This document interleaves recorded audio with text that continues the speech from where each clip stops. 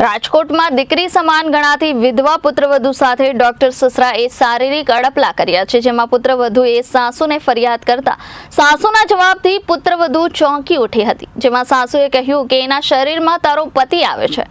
અંતે 38 વર્ષે વિધવા પુત્રવધુએ પોલીસ ફરિયાદ નોંધાવી છે, જેમાં હવસખોર તબીબ સસરા વિરુદ્ધ પોલીસ ફરિયાદ થતા સ્થાનિકોમાં ચકચાર મચી છે।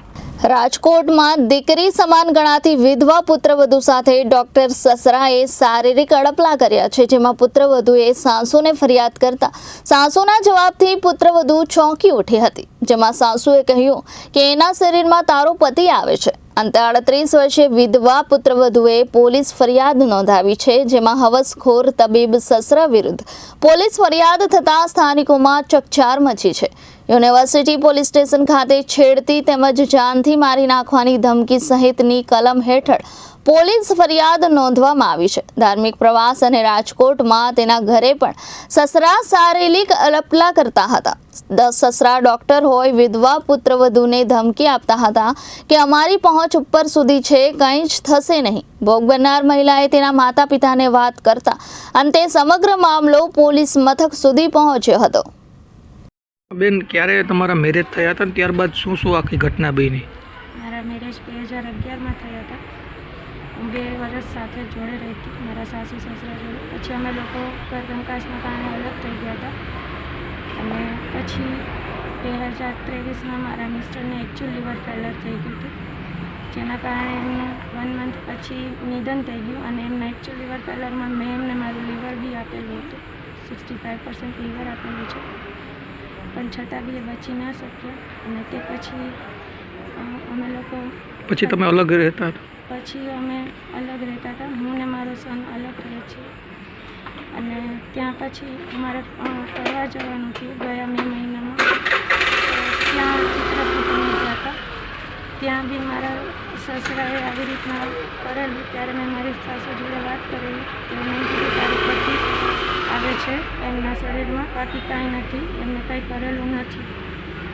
અને પછી વળી પાછળ 23 તારીખ સુધી આવી છે મારી જોડે, એટલે મેં FIR કરવામાં પોલીસ સ્ટેશને આવી હતી। હવે તમારી શું માંગ છે, કઈ રીતે એમને કડક કાર્યવાહી થવી જોઈએ, જેથી કરીને કોઈની મજબૂરીનો કોઈ દુનિયામાં બીજા કોઈ ફાયદો ના ઉઠાવી શકે।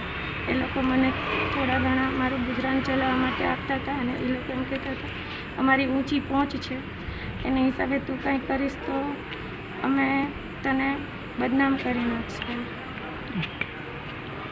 એમાં એક્ઝેક્ટલી વિગત એવું છે કે અમોના યુનિવર્સિટી પોસ્ટે ગુના રજિસ્ટર નંબર 0380 પબ્લિક 2025 તારીખ 16/4/2025 354 અને 506 બે મુજબ એક ગુનો રજીસ્ટર થયેલો। એમાં આધેડ વયના એક મહિલા છે, જેઓના પતિ 2023માં બીમારી સબબ મરણ ગયેલ છે અને પોતે પોતાના દીકરા સાથે એકલા રહે છે અને એમના સાસુ સસરા જે વયોવૃદ્ધ છે એ પણ પોતે અલગ રહે છે। એમના સસરા છે એ મેડિકલ ક્લિનિક ચલાવે છે।